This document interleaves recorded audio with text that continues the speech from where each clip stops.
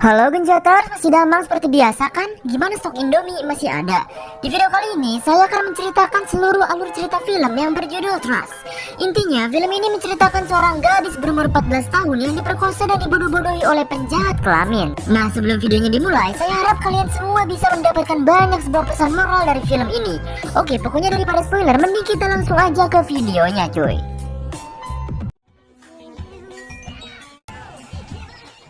Di awal film ditunjukkan seekor keluarga yang sedang merayakan ulang tahun anaknya bernama Annie.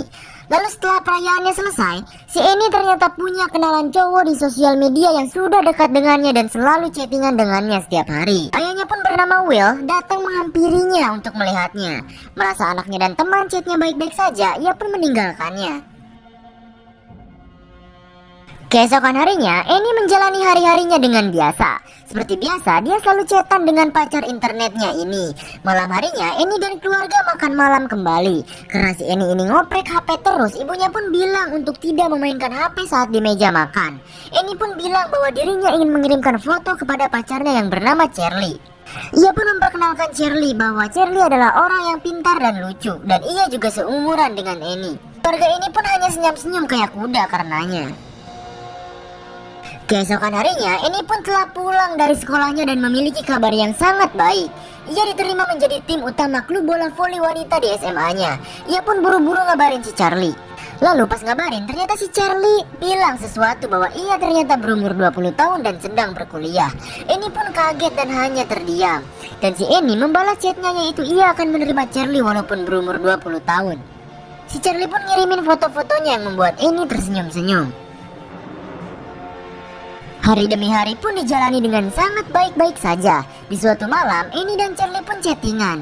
Si Charlie bilang lagi bahwa dirinya adalah seorang pria yang sudah lulus kuliah. Ia berumur 25 tahun.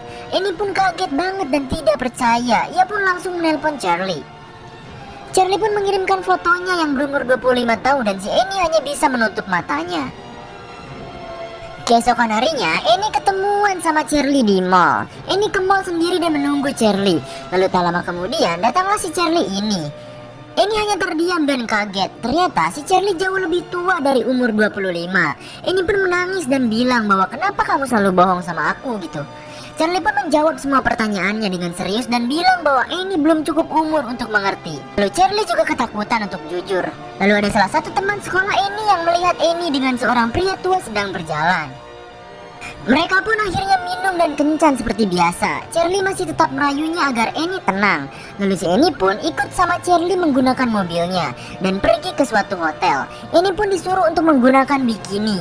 Si Charlie merayunya dan mengusap-ngusap Annie ini. Dan tanpa sepengetahuan Annie, ternyata si Charlie memasang sebuah kamera dan si Charlie pun langsung menyetubuhi si Annie.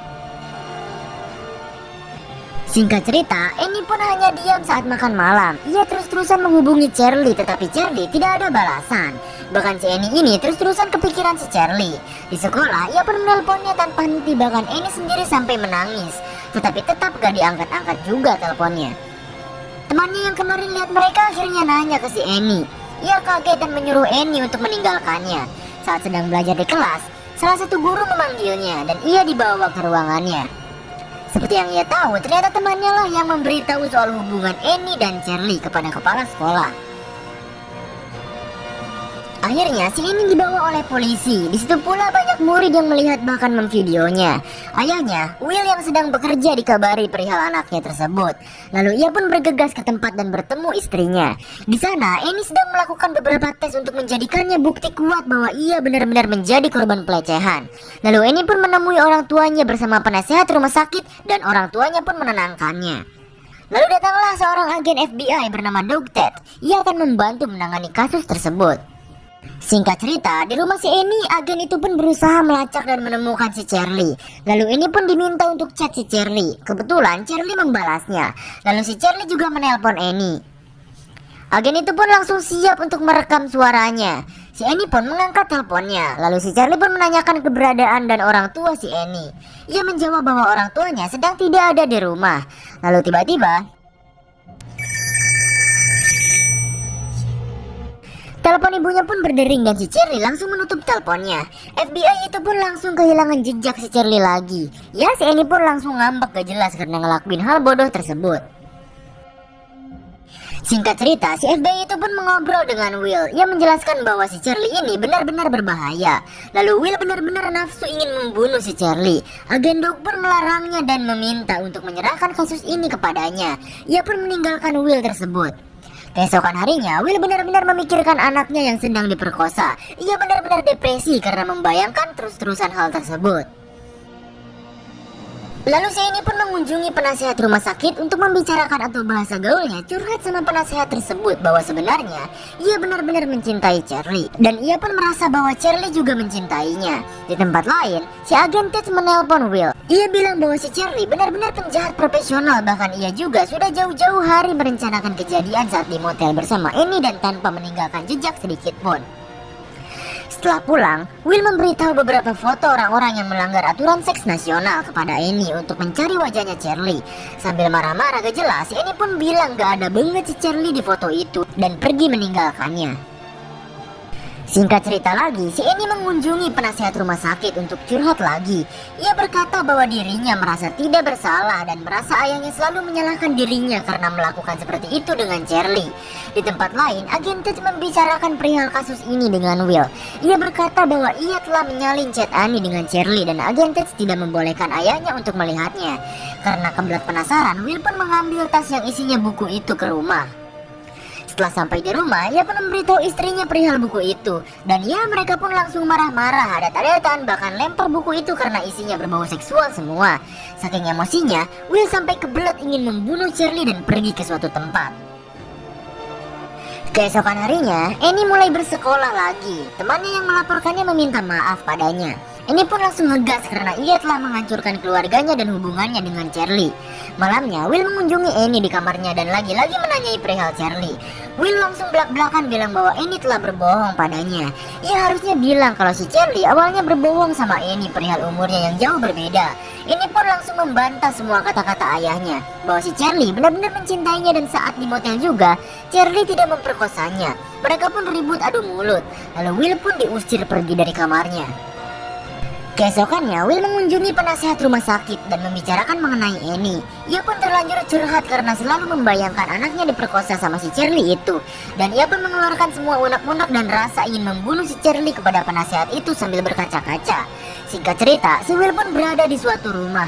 Ia pun memukul-mukul pemilik rumah itu dan menembak mati orang itu. Lalu ternyata, itu cuma lamunan si Will aja di toko senjata.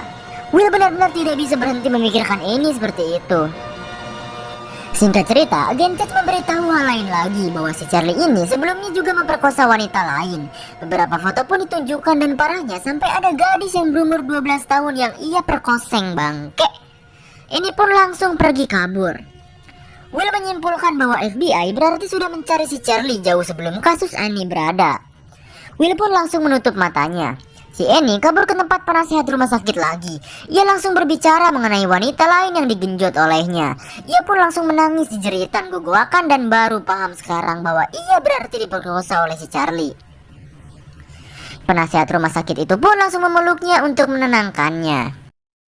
Malamnya, Will dan istrinya adu mulut lagi. Si ibu pengen lebih baik memperhatikan Annie ke depannya. Sedangkan Will berpikir bahwa membalaskan rasa kesalnya kepada Charlie adalah jalan yang terbaik. Apalagi jika Charlie ketangkap, mungkin bisa menyelamatkan korban-korban selanjutnya.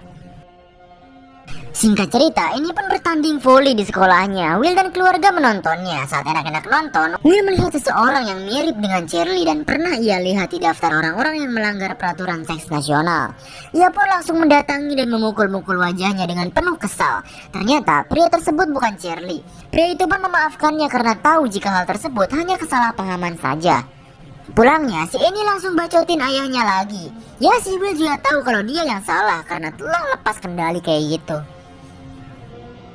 Keesokannya, temannya pun memberitahu soal dirinya yang ada di internet. Ia pun langsung mengecek apa yang ada di internet tersebut. Ia pun kaget setelah mengetahuinya. Ternyata itu adalah sebuah gambar porno yang diedit menjadi kepala si Annie ini. Annie pun langsung pulang dan depresi karena hal itu. Ia pun langsung menelan banyak pil. Will ditelepon oleh istrinya soal Annie yang kabur dari sekolah. Ia pun langsung mencari Annie di kamar mandi dan mendobraknya. Annie pun muntah dan dibawa ke rumah sakit. Paginya, Annie menemui Will yang sedang duduk sendirian sambil melamun. Will pun bercerita sambil menangis dan si Will meminta maaf kepada Annie karena terlalu berlebihan dengan apa yang dilakukannya.